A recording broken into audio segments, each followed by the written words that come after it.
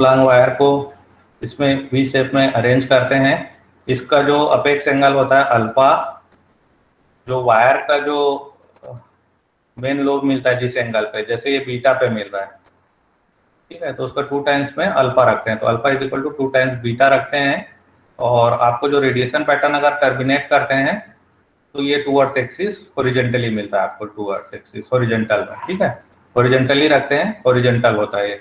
तो sickle wire का जो डायरेक्टिविटी रहता है उससे डबल मिलता है अपने को, ठीक है। तो और ये जो जनरली हम इसको हाई फ्रीक्वेंसी बैंड में यूज करते हैं, 3 मेगा से 30 मेगा बैंड में उसको यूज करते हैं, ठीक है। इसको ट्रांसमीटर रिसीवर दोनों की तरह आप उसको और यूज कर सकते हैं, ठीक है। और डिसएडवांटेज क्या है, इसमें हाई साइड लोब होता है। और एडवांटेज में बोल सकते हैं कि इसका कंस्ट्रक्शन बहुत इजी है और सस्ता पड़ता है, चीप पड़ता है, ठीक है, क्योंकि कंस्ट्रक्शन है बहुत सिंपल है, 2 वायर से आपको इसको बनाना रहता है। डिसएडवांटेज में ये है कि क्या है, साइड लोब जो है आपको ज़्यादा मिलते हैं इसमें। और रोम्बिक एंटीना, ये जो है नॉन रेजोनेंट मोड में यूज करते हैं। हाई फ्रीक्वेंसी एंटीना होता है, लॉन्ग वायर एंटीना होता है। इसमें जो 4 लॉन्ग वायर है उसको रोम्बस शेप में अरेंज कर देते हैं, तो इसमें जो डायरेक्टिविटी आता है 20 to 90 आता है। जैसे हाफ डायपोल में आपका 1.64 आता है, शार्ट डायपोल में 1.5 आता है, बट यहाँ पे डायरेक्टिविटी 20 to 90 आएगी। इसकी डायरेक्टिविटी अच्छी होने से मतलब आपका जो बीम विड्थ है कम होगा, तो पॉइंट टू पॉइंट कम्युनिकेशन के लिए आप इसको यूज कर सकते हैं, transmission as well as reception, high frequency band में इसको भी, ठीक है। High frequency band 3 mega to 30 mega band में इसको यूज करते हैं, ठीक है। तो जनरली मैंने बताया था जो रोम्बस शेप है, डायमंड शेप में जो 4 वायर रहता है उसको हॉरिजॉन्टली हम लोग रखते हैं, ऐसा इस तरह से हॉरिजॉन्टल प्लेसमेंट था, ये हॉरिजॉन्टल प्लेसमेंट। और इसको टर्मिनेट करते हैं यहाँ पे, नॉन रेजोनेंट मोड में होता है। तो ये जो है याद रखिएगा, ये हॉरिजॉन्टली मिलता है, ये जो मेजर लोब है, जैसे ये एक्स वाई प्लेन में है तो टूवर्ड्स एक्स वाई प्लेन हमको ये मिल रहा है, मतलब मेजर लोब का जो मैक्सिमा है वो it is pointing towards Y axis, अपन ऐसा बोल सकते हैं, ठीक है। तो एक्स वाई प्लेन में हॉरिजॉन्टल पैटर्न मिल रहा है इसमें। तो इसमें क्या होता है, due to presence of earth है ना, ये थोड़ा सा एंगल रोटेट होता है, ये एलिवेट होता है बोलना चाहिए कायदे से, बीटा एंगल से। तो ये जो है लास्ट क्लास में मैंने शायद हॉरिजॉन्टल मूवमेंट होता है ऐसे बोला था, है ना, ऐसे हॉरिजॉन्टल नहीं, हॉरिजॉन्टल नहीं है, अब ये वर्टिकल है, मतलब इसीलिए इसको प्लेन वाइज बताया। इधर ये वाई जेड प्लेन है और ये एक्स वाई प्लेन है ना। हमारा जो पहले जो था मेजर लोब वो अपना एक्स वाई प्लेन में था, तो ये ऊपर जो है एलिवेट होता है थोड़ा सा ये। इसी कारण से फिर इसको हम जो आयनोस्फेरिक प्रोपोगेशन के लिए यूज कर पाते हैं, अदरवाइज हॉरिजॉन्टल जाएगा तो नहीं कर पाएंगे, ठीक है। तो ये बीटा कितना चाहिए उसके लिए 2 डिजाइन था, है ना, जो वो बाकी सब क्वांटिटीज है वो सेम रहेगा आपका। उसके लिए फिर मैक्सिमम आउटपुट डिजाइन बताया था, अलाइनमेंट डिजाइन बताया था, है ना। इधर बीटा एंगल पे हमको ई मैक्स चाहिए, ई मैक्स चाहिए, तो उसके लिए फिर हम लोग ये E is maximized with respect to H था, तो इसमें एच एल थीटा जो चाहिए था वो ये था। अब ये कहते हैं कि बीटा पे चाहिए हमको, लेकिन यहाँ पे मेजर लोब है इधर है, लेकिन इसमें ई जो है यहाँ पे जो मिल रहा है, ये ई मैक्स जो मिल रहा था यहाँ पे जो है मैक्स वैल्यू जो मिलेगा यहाँ पे, ये यहाँ पे जो मिल रहा था उससे कम मिलता है थोड़ा सा, लेकिन मेजर लोब आपका बीटा से शिफ्ट हो जाएगा। तो उसके लिए डिजाइन था एच एल थीटा जो करना था ना, इसमें सिर्फ एल है वो चेंज होता है के से, तो के बेसिकली एटीन्यूएशन इलेक्ट्रिक फील्ड का उसको रिप्रेजेंट करता है।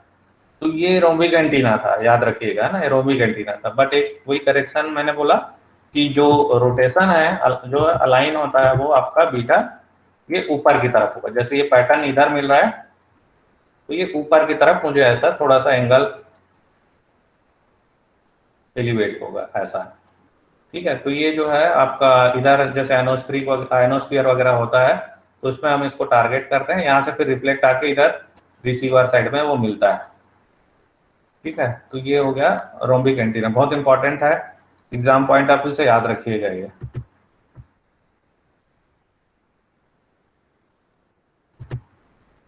एडवांटेज वगैरह सब डिस्कस कर लिए थे, है ना, उसका एप्लीकेशन भी बता दिए थे, डिसएडवांटेज वगैरह सब आपको एक्सप्लेन कर दिया गया था, ठीक है। जैसे डिसएडवांटेज में लार्ज स्पेस चाहिए इंस्टॉलेशन के लिए, उसका लेंथ बहुत ज़्यादा आ रहा था, आप देखेंगे। अगर बीटा लेस है उसके लिए और चूंकि लॉन्ग वायर है तो इसमें भी माइनर लोब बहुत सारे आते हैं, ये सब अपन डिस्कस किए थे, है ना। फिर एडवांटेज में यह था कि इम्पीडेंस और रेडिएशन पैटर्न जो है कंसिडरेबल फ्रीक्वेंसी रेंज के लिए चेंज नहीं होता है, मतलब ब्रॉडबैंड बोल सकते हैं इसको। सिंपल है, कंस्ट्रक्शन सिंपल होता है, सस्ता भी पड़ता है क्योंकि 4 वायर है, उसी को आपको अरेंज करना है। अगर इसको रोटेशन सिस्टम बनाते हैं तो उसको हम लोग एक मूजा सिस्टम बोलेंगे, जिस रिसीविंग एरे की तरह यूज करते हैं, जिसमें आप घुमा के जो है horizontally polarise down coming wave जो आयनोस्फीरिक वगैरह से जो हॉरिजॉन्टल पोलराइज कंपोनेंट आते हैं उसको रिसीव करने के लिए आप यूज कर सकते हैं। वो बताएंगे आपको, जैसे लूप एंटीना में पढ़ेंगे तो हॉरिजॉन्टल पोलराइज और वर्टिकल पोलराइज में क्या डिफरेंस है और क्यों हॉरिजॉन्टल कब होना चाहिए और वर्टिकल कब होना चाहिए एंटीना के केस में, है ना, वो आपको बताएंगे। तो ये था पूरा रोम्बिक। तो रोम्बिक में याद रखिएगा क्या कहते हैं, व्हाट इज रोम्बिक एंटीना। तो रोम्बिक एंटीना क्या होता है, 4 वायर को रोम्बस शेप में अरेंज कर देते हैं, हॉरिजॉन्टली करते हैं। इसमें 3 पैरामीटर है, एच, एल और थीटा, वो आप सेलेक्ट कर सकते हैं to get major lobe along beta direction. Beta direction ये उसका डिजाइन एस्पेक्ट हो गया, ठीक है। तो उसमें एक मैक्सिमम आउटपुट डिजाइन है और एक अलाइनमेंट डिजाइन है, 2 डिजाइन है जिसके बेसिस में आप उसको डिजाइन कर सकते हैं। तो इस तरह से 60 नोट्स आता है, एक डिजाइन डिटेल आता है और उसका एडवांटेज डिसएडवांटेज और एक न्यूमेरिकल। तो न्यूमेरिकल भी मैं आपको बता दिया था कल, इस तरह से एक न्यूमेरिकल है, देखिएगा 30 मेगाहर्ट्ज पे ऑपरेट हो रहा है, तो 10 डिग्री पे बीटा मिले उसके लिए डिजाइन था, तो उसके लिए हमने सॉल्व किया था। तो एच एल थीटा डायरेक्ट आपको जो बीटा है जो दिया है उसको डाल देना है उसमें न्यूमेरिकल में, और फ्रीक्वेंसी दिया है तो लैम्डा सी बाई एफ करके उसको निकाल लेना है, तो जो भी वैल्यू आएगा वो आंसर हो जाएगा। तो ये 10 डिग्री करस्पॉन्डिंग आया था, 30 डिग्री पे भी वैसे निकालेंगे तो ये आ जाएगी वैल्यूज, ठीक है। अब 40 डिग्री पे ये आ जाएगी। तो आप देखिएगा बीटा कम है तो यहाँ पे लेंथ बहुत कम है, इसीलिए जो है बीटा अगर कम है, बीटा कम चाहिए रहता है कई एप्लीकेशन के लिए, तो लेंथ को बढ़ाना पड़ता है, इसीलिए वो हमारा डिसएडवांटेज है कि लार्ज स्पेस चाहिए फॉर इंस्टॉलेशन करते हैं। दूसरा में अलाइनमेंट डिजाइन। अलाइनमेंट डिजाइन लिखना हो तो यहाँ पे एल जो है वो चेंज रहेगा, बस याद रखिएगा, इसमें मल्टीप्लाइड बाई के है, के दिया है, जो भी वैल्यू दिया रहेगा उसको लिखना है, अगर नहीं दिया है तो भी आपको 0.74 अज्यूम करना है, इसको याद रखना है, रिमेंबर, है ना। एक्सक्यूज नहीं होना चाहिए कि के की वैल्यू नहीं दिया है, क्योंकि स्टैंडर्ड बुक्स है ये जो भी है उसमें 1.74 ही लेते हैं उसको, ठीक है। तो ये याद रखना है। अब हम लोग आते हैं लूप एंटीना पे, है ना। 2 एंटीना देख लिए हाई फ्रीक्वेंसीज पे, एक तो पहला था वी एंटीना, फिर रोम्बिक एंटीना। अब लूप में आते हैं, ये बहुत इंपॉर्टेंट है, इसमें से भी क्वेश्चन रहते हैं, 3-4 क्वेश्चन इससे भी बनते हैं। What is loop antenna. इसमें लूप एंटीना में जो आता है वो आता है बेसिकली कि detection of radio waves, incoming radio waves, तो डायरेक्शन फाइंडिंग एप्लीकेशन बोलते हैं कि how with the help of loop direction of radio waves या इलेक्ट्रोमैग्नेटिक वेव्स जो इनकमिंग हो रही है उसको कैसे, या what will be the direction of transmitter, transmitter किधर रखा हुआ है ये जानने के लिए उसको यूज करते हैं। तो उसमें वर्टिकल लूप को रोटेट करते हैं, वो बार बार आता है, ठीक है। तो ये हुआ जो डायरेक्शन फाइंडिंग एप्लीकेशन, और एक आता है ईएमएफ कितना इंड्यूस करता है, उसका डेरिवेशन आता है, ईएमएफ इंड्यूस कितना करेगा कोई भी इलेक्ट्रोमैग्नेटिक वेव उस पर इंसिडेंट कर रहा है तो।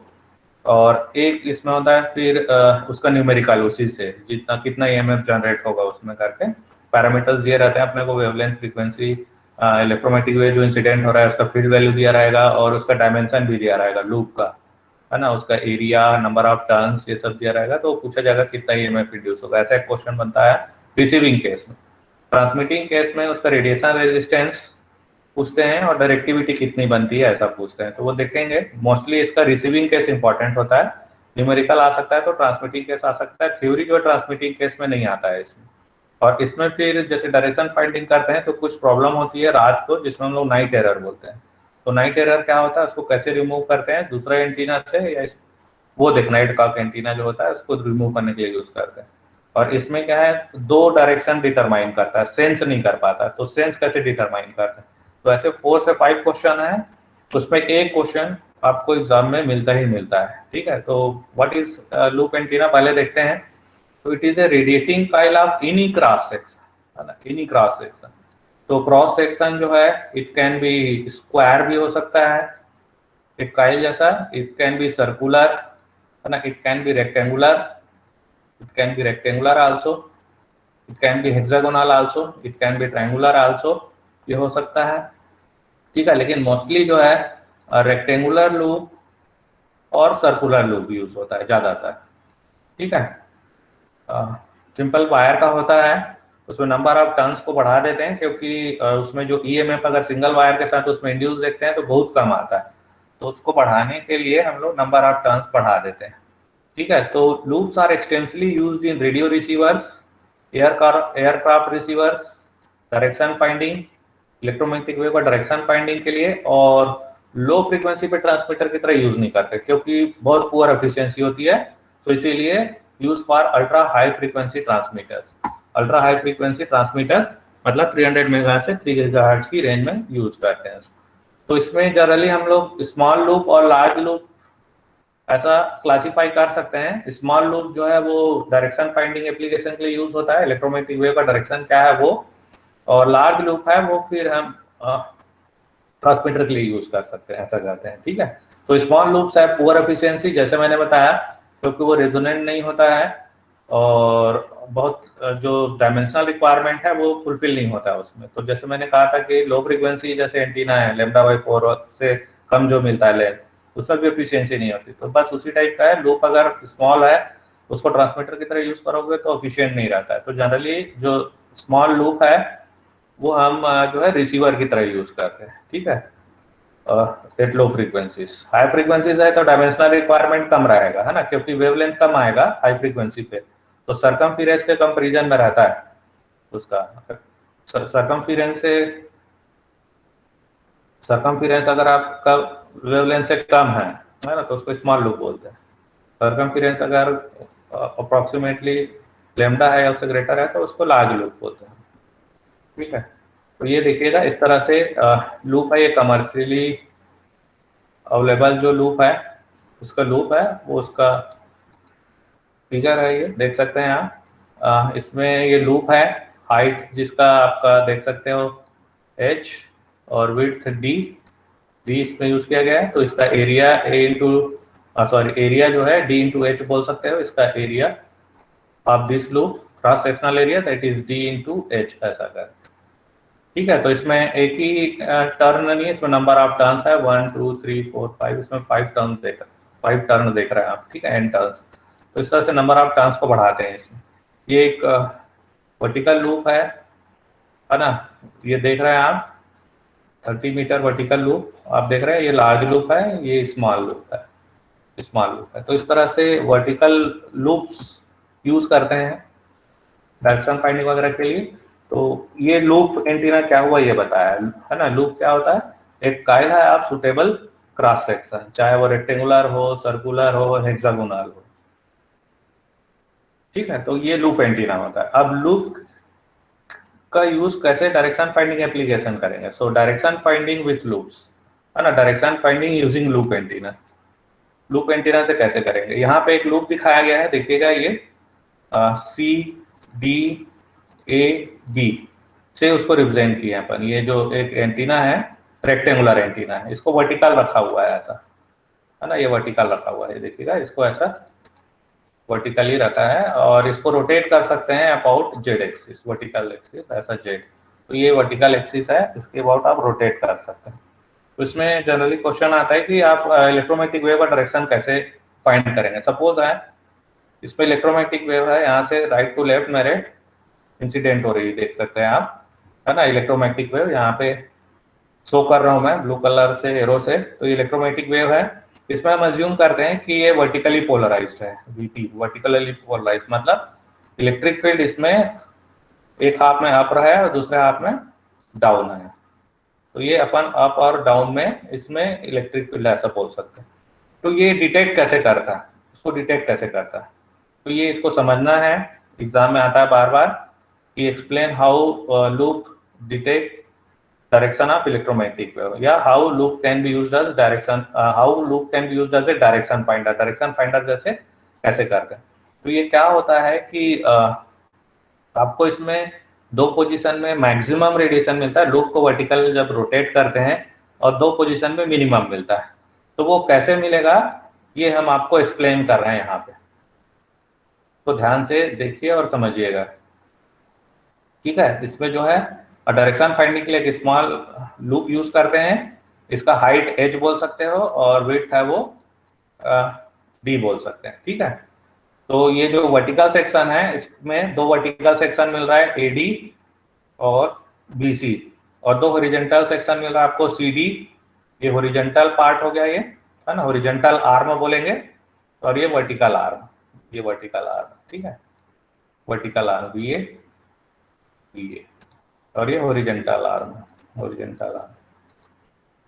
तो क्या होता है कि जैसे कि इलेक्ट्रोमैग्नेटिक वेव इसमें इंसिडेंट हुआ, तो इसमें मैंने कहा कि ये इलेक्ट्रिक फील्ड है वो वर्टिकल रहेगा, वर्टिकली पोलराइज है ना, वर्टिकल। तो इसमें हम अज्यूम कर रहे हैं कि जो भी इंसिडेंट वेव हो रही है एक पर्टिकुलर जो ट्रांसमीटर से ये आ रही है इलेक्ट्रोमैग्नेटिक वेव, ये वर्टिकली पोलराइज्ड है। ठीक है, वर्टिकली पोलराइज्ड है। तो ये क्या करेगा, इससे वायर से टकराएगा ये इलेक्ट्रोमैग्नेटिक वेव, कौन सा, एडी आर्म से। तो इसमें एक ईएमएफ जनरेट होगा E1। ठीक है, E1 जो जनरेट होगा वो इस तरह से होगा, सपोज है इंसिडेंट जो इलेक्ट्रिक फील्ड इंटेंसिटी है उसमें मैं अज्यूम करूं कि जो इलेक्ट्रिक फील्ड है वो इस तरह से इंसिडेंट हो रही है EM sin ओमेगा टी, ऐसा है ना, EM sin ओमेगा टी जो इलेक्ट्रिक फील्ड है, ट्रांसमीटर जो इलेक्ट्रिक फील्ड जनरेट कर रहा है उसकी वैल्यू इस तरह से है। तो EM यहाँ पे और इसका मल्टीप्लाइड बाई H, क्योंकि ये EMF है, वोल्टेज रहेगा ये, this one will be voltage EMF, तो इलेक्ट्रिक फील्ड इनटू लेंथ, तो इसमें क्या साइन ओमेगा टी करके रहेगा, ऐसा साइन ओमेगा टी, ऐसा ये आएगा। ठीक है, अब लेकिन E2 जो है, क्योंकि ये वायर पहले है ना, अब ये जो है EMH, E2 जो है साइन ओमेगा टी, तब जब ये प्लेन है, ये इस तरह से रखा हुआ है, वर्टिकल इसको ऐसे रखे हैं, वर्टिकल पेपर है, हम इसको इस तरह से रखे हुए हैं, ये देखिए ये लूप है, ऐसा इसको वर्टिकल रखे हुए हैं और इंसिडेंट हो रही है, ऐसा मेरा फिंगर्स है वो पूरे इंसिडेंट हो रहा है, ऐसा बोल सकते हैं। तो ये वाला आर्म जो AD है इससे पहले टकराएगा वो। ठीक है, अब ये वाला जो आर्म है BC आर्म, CB आर्म, ये क्या है, थोड़ा सा D डिस्टेंस, इसको पाथ डिफरेंस मिलेगा इसको D, है ना। तो यहाँ पे जो सेकंड है E2 जो EMF जो जनरेट होगा वो E1 के बराबर नहीं होगा, ये साइन ओमेगा टी ये लैग करेगा माइनस डेल्टा। अब ये डेल्टा क्या है, सो दैट इज डेल्टा, क्या लिखता हूं, that is the phase constant beta, that is 2 pi by lambda, इसको 2 पाई बाय लैम्डा लिखता हूं इनटू पाथ डिफरेंस। तो यहाँ पे पाथ डिफरेंस क्या है, दैट इज डी। तो इसके कारण, पाथ डिफरेंस के कारण E1 is not equal to E2 या E2 will not be equal to E1, है ना। तो E1 E2 अलग रहेगा मेरा, तो यहाँ पे E is equal to E1 minus E2 मुझे मिलेगा, that will be not zero. तो ये इस पोजीशन में मुझे ये मैक्सिमम मिलेगा, in this position it will be maximum. ठीक है, in this position it will be maximum, ये मुझे मैक्सिमम मिलेगा ये। ठीक है, ये मुझे मैक्सिमम मिला ये। ठीक है, जब थीटा इज जीरो है, मैंने इसको घुमाया नहीं। ठीक, क्यों हुआ, क्योंकि मैक्सिमम पाथ डिफरेंस मिल रहा है आपको, यहाँ पे पाथ डिफरेंस मैक्सिमम मिल रहा है, ऐसा। तो इसलिए यहाँ पे जो है EMF जो है वो मैक्सिमम मिलेगा आपको, मैक्सिमम इस पोजीशन में। नाउ सपोज है इसको लूप को वर्टिकली हमने कहा घुमाते हैं डायरेक्शन फाइंडिंग के लिए, जो लूप है उसको हम लोग वर्टिकली मूव करते हैं। अब इसको, ये जो लूप है इसको मैंने 90 डिग्री से रोटेट कर दिया, ऐसा है 90 डिग्री से रोटेट कर दिया, ये देखिए 90 डिग्री से, इसमें रोटेशन नहीं दिखाया है। अगर मैं इसको रोटेट कर दिया तो आप देख सकते हैं यहाँ पे मेरा वीडियो देख सकते हैं, इसमें 90 डिग्री से मैंने रोटेट कर दिया। अब इलेक्ट्रोमैग्नेटिक वेव जो इंसिडेंट होगा तो उसमें क्या है, कोई पाथ डिफरेंस नहीं होगा, AD पार्ट और BC पार्ट जो वर्टिकल आर्म में है, वर्टिकल आर्म में जो EMF इंड्यूस होगा वो सेम होगा, क्योंकि पाथ डिफरेंस नहीं है इसमें। तो मतलब अगर लूप मेरा 90 डिग्री पे हो तो E1 और E2 जो ईएमएफ है वो सेम मैग्नीट्यूड का रहेगा, सेम फेज रहेगा और वो कैंसिल हो जाएगा क्योंकि वो अपोजिट डायरेक्शन में होगा। ठीक है, एक का डायरेक्शन मैंने दिया है, एक इधर रहेगा और दूसरे का ऐसे रहेगा। ठीक है, तो जो नेट ईएमएफ आएगा वो E1 माइनस E2 करके आएगा। ठीक है, तो उस केस में मतलब आपका जब थीटा 90 डिग्री हो गया, मतलब जो angle between plane of loop और इलेक्ट्रोमैग्नेटिक वेव जो इंसिडेंट हो रहा है उसका एंगल 90 डिग्री हो तो 0 मिलेगा। अब नाउ सपोज फिर रोटेट कर दिया, अब ये 180 डिग्री हो गया, 180 डिग्री हो गया, मतलब CB वर्टिकल आर्म और DA वर्टिकल आर्म इंटरचेंज हो गया। तो जैसे यहाँ पे E1 मैक्सिमम आ रहा था, अब E2 मैक्सिमम आने लगेगा। तो अगेन जो EMF है वो मैक्सिमम आएगा। फिर क्यों? क्योंकि पाथ डिफरेंस रहेगा D का, तो कैंसिल नहीं हो पाएगा। E1 और E2 जो है एक जैसे, अब इस केस में E2 EM sin omega t बनेगा और E1 जो है EM sin omega t minus delta बनेगा, delta is equal to beta into D बनेगा। ठीक है, और दूसरे एंगल के लिए अब वो पाथ डिफरेंस क्या बन रहा है, वो फिर एंगल थीटा कास का थीटा एंगल के उसमें आएगा, where theta is the angle between plane of loop और जो डायरेक्शन ऑफ इंसिडेंट वेव है उसका रहेगा। तो इस तरीके से हम बोल सकते हैं कि ईएमएफ जो है जो जनरेट होता है वो मैक्सिमम मिलता है हमको एट 0 डिग्री और 180 डिग्री। मतलब अगर प्लेन के एलोंग अगर इंसिडेंट हो रहा है इलेक्ट्रोमैग्नेटिक वेव, तो इसको आप घुमाएंगे तो 0 डिग्री पे रखें तो और पूरा कंप्लीट ऐसा 180 डिग्री भी घुमा दिए तो फिर जो है वो मैक्सिमम आपको ईएमएफ मिलेगा, है ना। और 0 कहाँ पे मिलेगा? दो पोजीशन पे, ऐसा 90 और इसको पूरा ऐसा घुमा दिया 270 पे, तो वहां पे मुझे जो है मिला 0, 90 डिग्री और 270। तो इस तरीके से हम जो है डायरेक्शन फाइंडिंग करते हैं। तो इसमें पूछा जाए कि how loop can be used as a direction finder, तो उसमें लिखना है कि वी यूज वर्टिकल लूप्स। ठीक है, वर्टिकल लूप्स यूज करते हैं और रेक्टेंगुलर क्रॉस सेक्शन का यूज करते हैं, जिसमें वर्टिकल सेक्शन में ईएमएफ जो जनरेट होता है अनइवन होता है, घुमाने से दो पोजीशन पे मैक्सिमम मिलता है और दो पोजीशन पे मिनिमम मिलता है। तो जो मैक्सिमम जहां पे मिल रहा है ना, जिस एंगल पे, तो बोलेंगे प्लेन ये जो है इस मैक्सिमम मिल रहा है, तो या तो इलेक्ट्रोमैग्नेटिक वेव बोलेंगे इधर थीटा इज इक्वल टू 0 से, मतलब इधर से आ रही है इलेक्ट्रोमैग्नेटिक वेव, या इधर से आ रही है, इधर से आ रही है ना। लेकिन ये देखिए, लेकिन मैं अज्यूम कर रहा हूँ कि ट्रांसमीटर मेरा इधर है, तो ये मेरा सेंस नहीं बता पाता, ये सेंस नहीं बता पाएगा। अभी क्या हो रहा है, लेफ्ट से आ रही है, राइट, दो डायरेक्शन बता रहे हैं, 2 डायरेक्शंस जो है हम बता पा रहे हैं इसमें। तो ये बोलते हैं सेंस डिटरमाइन नहीं कर पाता लूप। सिंगल जो लूप है वो सेंस डिटरमाइन नहीं कर पाएगा, वो 2 डायरेक्शन देगा हमेशा, जैसे थीटा 0 और थीटा 180 डिग्री, 2 डायरेक्शन से इलेक्ट्रोमैग्नेटिक वेव आ रही, ऐसा कंक्लूजन निकलेगा। लेकिन आ तो एक डायरेक्शन से रही है, क्योंकि मैंने बोला 0 एंगल है, उधर से आ रही है करके।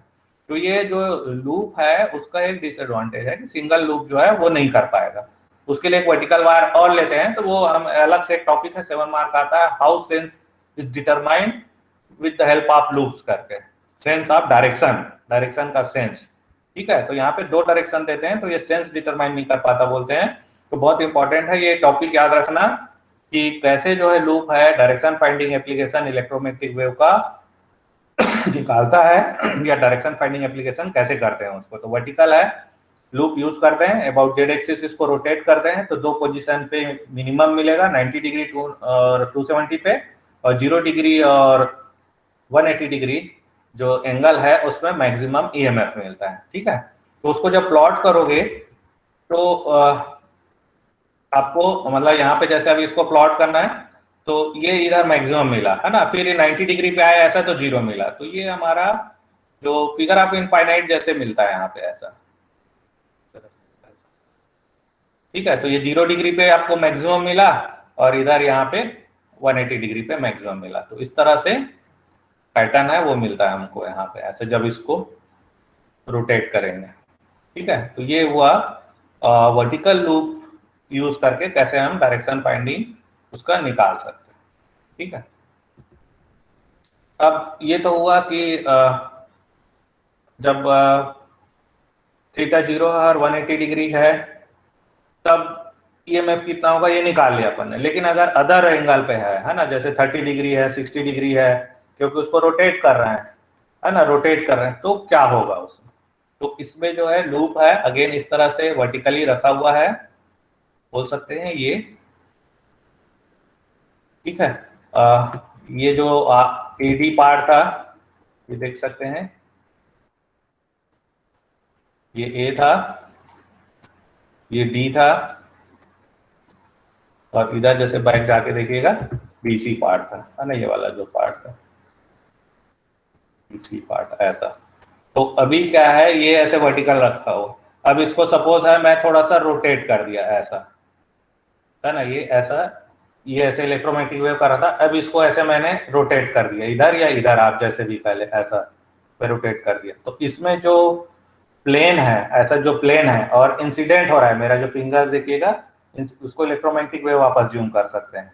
तो ये जो प्लेन है और इंसिडेंट इलेक्ट्रोमैग्नेटिक वेव, है ना, अब क्या है, ये जो प्लेन, पहले ऐसे प्लेन हम ऐसा बनाया, तो प्लेन ऐसे था, इस प्लेन को अगर मैं ऐसे रखा हूं और ये इंसिडेंट हो रहा है, ये भी जीरो ना लेके ऐसे मैं थीटा एंगल पे ले लिया, ऐसा थीटा, तो इस किससे, इस प्लेन से, ये जो प्लेन से एंगल, तो देखिएगा यहाँ पे दिखाया गया है, ये देखिए ये, तो अब इंसिडेंट इलेक्ट्रोमैग्नेटिक वेव है वो इधर से ना आके, मतलब इस तरफ से ना आके, ये इधर एंगल थीटा बनाते हुए आ रहा है, ठीक है। यहाँ पे थीटा मैं 0 लूंगा यहाँ पे, और थीटा इधर लूंगा तो 180 लूंगा यहाँ पे, थीटा जो है इसको इधर, अगर इधर से इंसिडेंट होगा तो 180, ठीक है, अगर इधर इंसिडेंट होगा तो 0, ठीक है। तो अब क्या है कि अब मैं रेफरेंस पॉइंट लेता हूं, वो सेंटर लूप, ये रेफरेंस पॉइंट मेरा यहाँ पे है, इसका रेफरेंस, तो ये मेरा जो टोटल डिस्टेंस था d था, ये जो डिस्टेंस है वो d/2 आएगा, ऐसा अपन बोल सकते हैं, ठीक है। तो ये देखिए, ये टोटल जो विड्थ है ये d है, और ये जो डिस्टेंस बनेगा वो d/2 बनेगा, ऐसा। तो हमारा जो सेंटर पे है ना, ये जो लूप के सेंटर में जो इलेक्ट्रोमैग्नेटिक वेव इंसिडेंट हो रही है, उसकी वैल्यू हम लोग अज्यूम कर रहे हैं रेफरेंस पॉइंट पे, suppose it is em sin omega t है, ये हम अज्यूम कर रहे हैं em sin ओमेगा t, ये देखिए यहाँ पे लिखा है सेंटर, सेंटर जो है ओ बोल रहा है इसको, ठीक है, सेंटर। तो ये सेंटर जो है, इसमें em sin omega t electric field है, लेकिन अब क्या है, अगर मैं इसमें यहाँ पे जो हो रहा है ना, यहाँ पे जो इंसिडेंट हो रहा है em sin ओमेगा t हो रहा है, अब ये जो आ रहा है, ये रेफरेंस ले रहा हूँ यहाँ पे, ये जो इलेक्ट्रिक फील्ड आ रही है, तो अब जो एडी वर्टिकल आर्म है, एडी वर्टिकल आर्म में जो टकराएगा इसमें, है ना, टकराएगा, ये पहले पहुंच जाएगा इसमें, क्योंकि ये इधर से ऐसे इंसिडेंट होता है, ऐसे थीटा एंगल मोड़ दिया, तो इसमें पहले टकराएगा वो, ठीक है, लेकिन रेफरेंस मैं सेंटर ले रहा हूँ, तो ये जो है मेरा, ये d/2 आएगा, ये जो लेंथ है, और कितने पाथ डिफरेंस से पहले टकरा जाएगा, तो ये एंगल थीटा है, तो ये d/2 करके आएगा, है ना, d/2, तो d/2 cos थीटा, ये जो पाथ डिफरेंस है, ये जो पाथ डिफरेंस आएगा यहाँ से ये वाले जो डिस्टेंस है ना, ये d/2 cos थीटा आएगा, तो इससे ये पहले टकरा जाएगा, और इसके रेफरेंस में यहाँ बोल रहा हूँ, तो ये जो है इतना बाद में जाएगा वो, है ना, तो ये लैग करेगा कितने से, d/2 cos थीटा, ये d है, इधर लूंगा तो d/2 cos थीटा करके, ठीक है। तो ये आपको ध्यान रखना है, ये जैसे ही दो वर्टिकल आर्म है उसको रिप्रेजेंट कर रहा हूँ इससे, यहाँ पे जो मिल रहा है ये d/2 यहाँ से है लेंथ, और ये d/2 यहाँ भी है, ऐसा। तो ये जो, और ये पहले कर चुके हैं हम लोग एनालिसिस, ये कोई डिस्टेंस पॉइंट पे जा रहा है, ये कोई डिस्टेंस पॉइंट पे जा रहा है, ऐसा, है ना। तो ये जो है इतने से ये लीड करेगा, कौन, ये फर्स्ट रे बोल सकते हैं, ये रेफरेंस रे है, ये सेकंड रे है, तो फर्स्ट है ये लीड करेगा और ये लैग करेगा सेकंड वाला, तो ये मेरा d/2 है, तो इतना पाथ डिफरेंस ये जो है d/2 cos थीटा से ये लीड करेगा, और ये यहां से अगर मैं लूं तो इसके रेफरेंस में बात हो रही है ना, इसके रेफरेंस में, तो इतने से ये लैग करेगा, तो उसी को हमने निकाल लिया phase difference corresponding to path difference d/2 cos theta, d/2 cos theta के करस्पॉन्डिंग जो रहता है, इसको आप बीटा बोल सकते हो, 2 pi by lambda, this is beta, so beta times जो अल्फा रहेगा, बीटा टाइम्स पाथ डिफरेंस, इसको हम जैसे डेल्टा बोल दिए, तो that is d/2 cos theta, तो ये आगे आपका alpha is equal to pi d cos theta. तो वही जब मैंने बताया था कि जो एडी आर्म में है, इसमें क्या करेगा, ये लीड करेगा अल्फा से, तो E M sine omega T ये मेरा रेफरेंस पॉइंट पे है। अब आर्म का लेंथ है, वर्टिकल आर्म एच है, क्योंकि ये इलेक्ट्रिक फील्ड वैल्यू है, उसको जब एच से मल्टीप्लाई करूंगा तो ईएमएफ मिलेगा। इलेक्ट्रिक फील्ड होता है वोल्ट पर मीटर, इसको मीटर मतलब लेंथ से मैं मल्टीप्लाई किया तो ईएमएफ आ गया, तो इसलिए मल्टीप्लाई एच करूंगा, और ये चूंकि लीड कर रहा है अल्फा से इसलिए अल्फा लिखा। और E2 जो है, जो दूसरा जो वर्टिकल आर्म है वो लैग करेगा, है ना, जो बीसी आर्म था, तो इसमें मैंने इसको ओमेगा टी माइनस अल्फा किया इसको, और उसको मल्टीप्लाई एच से किया, तो दो वर्टिकल आर्म में जब प्लेन वर्टिकल प्लेन लूप, जो लूप है, लूप का जो प्लेन है और इंसिडेंट वेव जो इलेक्ट्रोमैग्नेटिक हो रहे है उसके बीच एंगल थीटा है, उस केस में एंगल है ना थीटा जीरो, अब वो थीटा कुछ भी हो सकता है, हम एज ए फंक्शन आप थीटा निकालना चाह रहे हैं, ठीक है, तो आप यहाँ पे एक पर्टिकुलर थीटा पे ले लिए हैं और फिर हम जो है E1 और E2 निकाल रहे हैं, ठीक है। तो E1 E2 क्या है, इसका नेट ईएमएफ जो रहेगा, जो जनरेट होगा ईएमएफ जो है that is E1 minus E2, तो ये दोनों का डिफरेंस को निकाल देना है अपने को, ठीक है, दोनों का डिफरेंस निकालेंगे हम लोग। तो डिफरेंस निकाला हुआ है, ये देखिएगा यहाँ पे E1 माइनस E2, ठीक है, तो ये वैल्यू रख दिया E1 का और ये E2 का, तो यहाँ पे sine A plus B sine A minus B, तो A प्लस बी का फॉर्मूला लगाइए, A माइनस बी का लगा दिया, इसको पूरा ओपन कर दिया जो पार्ट कट रहा है वो काट दिया, नहीं कट रहा है उसको, तो ये इस तरह से आपका ये आ जाएगा आपके पास कि जो है ईएमएफ जो नेट आएगा that is 2 times EM electric field, maximum value h that is the length of vertical arm cos omega t and sin alpha, where alpha is this pi d cos theta upon lambda, this is the value of alpha। तो इसको put कर देना है, तो जो EMF आएगा it will be like this, ये आ गया, ठीक है, that is 2 times h then EM cos omega t sin pi d cos theta by lambda, ठीक है। अब जो alpha is very small, alpha जो है वो वेरी स्मॉल आता है, क्योंकि डी जो है लूप बहुत छोटा होता है, तो डी बहुत छोटा होगा, और वेवलेंथ है बहुत ज्यादा आएगा, लो फ्रीक्वेंसी पे डायरेक्शन फाइंडिंग करते हैं तो वेवलेंथ आपका 100-200 मीटर ऐसे रहता है। तो उस केस में जो है साइन ये जो वैल्यूज है pi D cos theta upon lambda, it will be less than 1 बोल सकते हो। तो साइन अल्फा मतलब बोल सकते हैं जब अल्फा कम हो तो अप्रोक्सीमेट करते हैं अल्फा से, तो sine pi D cos theta upon lambda simply pi D cos theta upon lambda अपन लिख सकते हैं। तो जो ईएमएफ जो आएगा इंड्यूस होगा वो इस तरह से हो गया, ठीक है। अब h इंटू डी, h और d दोनों आ रहा है, तो d विड्थ है उसका और h लेंथ था, मतलब d जो है हॉरिजॉन्टल आर्म का लेंथ था और h वर्टिकल रेक्टेंगुलर लूप में, तो एरिया a हो गया, तो उस पे hd को a लिख दिया अपन ने। अब क्या होता है, ये अभी एक सिंगल टर्न का लिए हम इसमें नंबर ऑफ टर्न्स को बढ़ा देते हैं, तो इसलिए अगर नंबर ऑफ टर्न्स n कर दिया है तो ये में भी मल्टीप्लाइड हो जाता है, तो नंबर n से हमने इसको मल्टीप्लाई कर दिया, और cos ओमेगा टी को यहाँ पे sin pi by 2 plus omega T लिख सकते हैं, क्योंकि हम जो इलेक्ट्रिक फील्ड है जो सेंटर रेफरेंस पॉइंट पे सेंटर पे लूप पे em sin ओमेगा टी ले रहे हैं हम लोग, याद रखिएगा।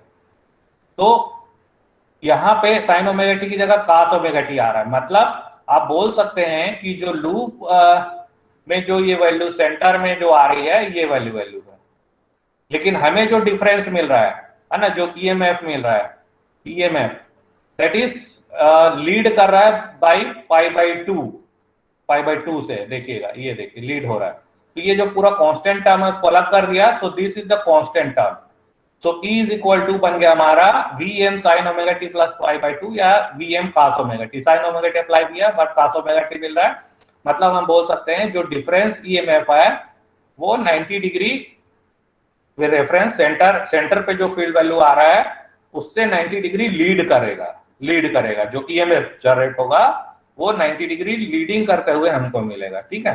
तो ये भी इंपॉर्टेंट होता है, 90 डिग्री लीड होता है, क्योंकि सेंस डिटरमिनेशन के लिए ये एंगल बहुत इंपॉर्टेंट होगा, अदरवाइज फिर हम नहीं निकाल पाएंगे, ठीक है। तो हमें we are not interested in this part, we are interested in this, क्योंकि साइन लगाए तो साइन फॉर्म में आ गया बोल सकते हैं, but with 90 degree phase shifting. तो हमें देखना है कि वैल्यू मैग्नीट्यूड एम्पलीट्यूड क्या होगा, what will be its maximum value, peak value जो ईएमएफ जनरेट होगा लूप में for angle of incidence theta, तो ये आ गया for number of turns n and it's area is a, तो 2 पाई a n cos theta by lambda, और em जो magnetic field intensity electric field है जो इंसिडेंट इलेक्ट्रोमैग्नेटिक वेव है उसकी पीक वैल्यू है। ठीक है, हम उसको आरएमएस वैल्यू निकालना चाहते हैं तो √2 से डिवाइड कर दिया तो Vm/√2 Vrms हो जाता है और Em/√2 Erms हो जाता है। तो ये एक हमको फाइनल एग्जाम में जो न्यूमेरिकल आता है या इसका डेरिवेशन आता है कि derive the expression for EMF that will be induced in a loop, है ना। तो ये आपको निकालना है when it is used as a direction finder. जब डायरेक्शन फाइंडर के लिए इसको यूज करेंगे तो कितना particular angle of incidence theta पे कितना Vrms आएगा। तो ये चीज को यहाँ पे लिखा है, this is 2 pi times the electric field RMS value जो है आप इंसिडेंट इलेक्ट्रोमैग्नेटिक वेव्स का area of loop, number of turns of loop and theta जो है एंगल ऑफ इंसिडेंस, जो कि प्लेन और एंगल ऑफ इंसिडेंस इलेक्ट्रोमैग्नेटिक है उसका एंगल है एट वेवलेंथ लैम्डा। ये आ गया, तो ये आपको याद रखना है ना। उससे रिलेटेड एक न्यूमेरिकल आएगा वो हम आपको भी बताएंगे। तो ये हो गया voltage that will be induced. तो इसमें मैंने कहा 2 क्वेश्चन हमने डिस्कस कर लिया। पहला कि how loop can be used as a direction finder, उसको डायरेक्शन फाइंडर की तरह हम कैसे यूज कर सकते हैं बताया आपको। वर्टिकल लूप है उसको रोटेट करना है अबाउट वर्टिकल एक्सिस, तो 2 पोजीशन पे मैक्सिमम और 2 पोजीशन पे मिनिमम मिलता है, तो उससे आप जो डिटेक्ट कर लेते हैं जो डायरेक्शन ऑफ मैक्सिमा है that is the direction of transmitter या डायरेक्शन ऑफ इलेक्ट्रोमैग्नेटिक वेव है वो आप बोल सकते हो। ठीक है, और EMF कितना इंड्यूस हुआ तो इतना इंड्यूस होगा इतना। ठीक है, तो ये भी अपन ने निकाल लिया दूसरा जो इम्पोर्टेंट चीज था। ठीक है, अब न्यूमेरिकल है वो अब डिस्कस करते हैं इसी का। जैसे मैंने कहा न्यूमेरिकल भी आता है ना, डेरिवेशन भी आता है न्यूमेरिकल भी आता है। तो इसमें सेम वही जो फॉर्मूला था कितना इंड्यूस होता है Vrms कितना इंड्यूस होगा उसी पे है। तो क्वेश्चन है determine the voltage induced in a frame aerial मतलब antenna loop antenna that has a 12 turns. इसमें नंबर ऑफ टर्न्स दिया है एंड इज 1 मीटर स्क्वायर, उसका एरिया भी 1 मीटर स्क्वायर का उसका एरिया है, cross sectional area. Rectangular loop use कर रहे हैं। Incident wave of 100 microvolt per metre field strength, है ना। ये आरएमएस वैल्यू, जब कभी भी कुछ लिखा नहीं है मतलब आरएमएस वैल्यू समझना, अदरवाइज मैक्सिमम वैल्यू रहेगा तो पीक वैल्यू या मैक्सिमम वैल्यू लिखा रहेगा। अगर कुछ नहीं लिखा है मतलब वो आरएमएस वैल्यू अज्यूम करना। एंड ऑफ 10 मेगाहर्ट्ज इसका वेवलेंथ दिया रहेगा या फ्रीक्वेंसी दिया रहेगा। The frame of aerial is parallel to the direction of propagation of wave. Parallel मतलब थीटा जो है यहाँ पे 0 डिग्री है। ठीक है, 0 डिग्री है। फ्रेम ऑफ एरियल, ये फ्रेम है जो है डायरेक्शन ऑफ प्रोपगेशन हो रहा है तो थीटा इज 0 हियर, पैरेलल मतलब। ठीक है, फ्रेम के पैरेलल में इंसिडेंस हो रहा है। तो इसमें आपको निकालना है कि कितना इंड्यूस होगा वोल्टेज, EMF कितना इंड्यूस होगा, that you have to calculate. तो फॉर्मूला है 2 pi ERMS AN cos theta divided by lambda. तो हमको लैम्डा निकालना पड़ेगा। तो lambda is c/f, c is the velocity of light in free space, 3 × 10⁸, frequency f 10 megahertz दिया है तो ये हमारा 30 मीटर आएगा। तो लैम्डा यहाँ पे 30 मीटर पुट करेंगे। ERMS आपको दिया हुआ है यहाँ पे 100 माइक्रोवोल्ट, तो ये 100 इन टू 10⁻⁶ वोल्ट पर मीटर लगा दिया। ठीक है, ए एरिया दिया है 1 मीटर स्क्वायर, A1 कर देंगे। एंड 12 टर्न दिया है तो 12 का नंबर ऑफ टर्न्स जो है घुमाव जो है उसमें 12 है तो 12 इसका डाल दिया। और क्योंकि पैरेलल था तो थीटा यहाँ पे 0 रखेंगे तो cos थीटा cos 0 इज 1, तो ये 1 आएगा। तो ये सारे वैल्यूज पुट करेंगे तो you can see it's value that is 251.20 micro. देखिए कितना कम है, माइक्रोवोल्ट में है, दैट इज 0.2512 मिलीवोल्ट, मतलब 1 मिलीवोल्ट भी नहीं मिल रहा। अगर इसको आप डेसिमल फ्रैक्शन के बाद भी लिखोगे, फ्रैक्शन के बाद तो 0.00000 लिखना पड़ेगा, 325 ऐसे करके वोल्ट में आ रहा है। देखिए बहुत कम है ना।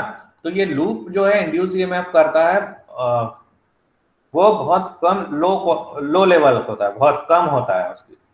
ठीक है, तो ये इसका डिसएडवांटेज होता है लूप।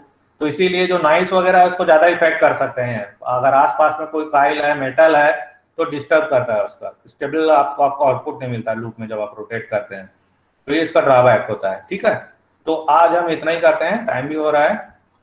तो ये जो है कि आप लूप को कैसे यूज करेंगे डायरेक्शन फाइंडिंग एप्लीकेशन के लिए, और डायरेक्शन फाइंडिंग एप्लीकेशन के लिए अगर यूज कर रहे हैं तो एक पर्टिकुलर पोजीशन पे कितना EMF जनरेट होगा लूप में, ये अपने देखा मतलब डिफरेंट। अब ये जो एक क्वेश्चन राइज हो सकता है कि हॉरिजॉन्टल आर्म का क्या होता है।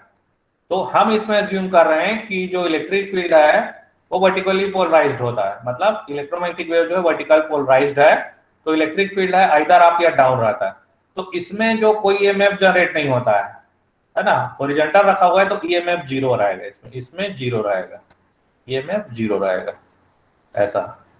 तो इसमें नाइट एरर हो जो बोल रहे हैं, एक्चुअल में क्या होता है, रात को आयनोस्फीयर जो लेयर होता है वो उसकी प्रॉपर्टी चेंज होती है, तो वो आयनोस्फीयर से टकरा के इलेक्ट्रोमैग्नेटिक वेव जो उस पर टकराता है वो रिफ्लेक्ट होकर वापस आता है। तो रात में जो टकरा के आता है उसमें हॉरिजॉन्टल कंपोनेंट मिलना शुरू हो जाता है, मतलब इसमें इलेक्ट्रिक फील्ड का हॉरिजॉन्टल कंपोनेंट भी मिलेगा अपने को ऐसा रात में, ड्यूरिंग नाइट। तो वो इसमें भी जनरेट करता है ना। ये E1 E2 लिया तो इसको E3 बोल सकता हूँ और इसको E4 बोल सकता हूँ। तो इसमें जो है कोई भी जीरो नहीं रहेगा, तो आप जब घुमाओगे तो जीरो नहीं मिलेगा, तो इसलिए डायरेक्शन फाइंडिंग नहीं कर पाते रात को, आपको समझ में नहीं आएगा कहाँ पे नल हो रहा है जीरो। तो जहां मैक्सिमम मिलता है वही डायरेक्शन हम बोल सकते हो। तो कंट्रास्ट होना चाहिए इसमें, क्या थोड़ा बहुत वेरिएशन आपको सभी पोजीशन में ऐसे मिलेगा, तो रात को नहीं बता पाते हम लोग डायरेक्शन को, इसीलिए उसी को नाइट एरर बोलते हैं। तो उसमें क्या हॉरिजॉन्टल कंपोनेंट रात को मिलता है अपने को, रात को जो इलेक्ट्रोमैग्नेटिक वेव की प्रॉपर्टी दिन और रात चेंज होते हैं आयनोस्फीरिक रीजन के कारण, है ना, और बहुत सारे फैक्टर्स होते हैं जिसके कारण भी चेंज होते हैं, वो देखेंगे हम लोग। तो नेक्स्ट क्लास में हम उसको डिस्कस करेंगे कि हाउ जो है लूप है उसमें जो है नाइट एरर होता है और उसको रिमूव कैसे करता है एडकॉक एंटीना, और इसका सेंस हम कैसे निकालते हैं, सेंस, ठीक है, डिटर्मिनेशन ऑफ सेंस। तो नेक्स्ट क्लास में डिस्कस करेंगे डिटर्मिनेशन ऑफ सेंस। अभी अभी क्या बताया था, 0 डिग्री या 180 डिग्री पे दो एंगल पे में से कहीं एक से आ रही है ऐसा बोलेंगे, क्योंकि दो पोजीशन पे मैक्सिमम आ रहा है, जो मैक्सिमम आ रहा है वही डायरेक्शन है, जिस पोजीशन पे मैक्सिमम ईएमएफ मिलेगा बोलेंगे, मतलब उस अलोंग फ्रेम जो लूप है उसके अलोंग है मिल रहा है अपने को जो है मैक्सिमम रेडिएशन, ठीक है। तो ये जो आता है आपका लूप का डायरेक्शन फाइंडिंग एप्लीकेशन और ईएमएफ कितना जनरेट, अब सेंस कैसे करेंगे वो नेक्स्ट क्लास में डिस्कस करते हैं। आज के लिए इतना ही, कोई क्वेरी हो तो पूछ सकते हो।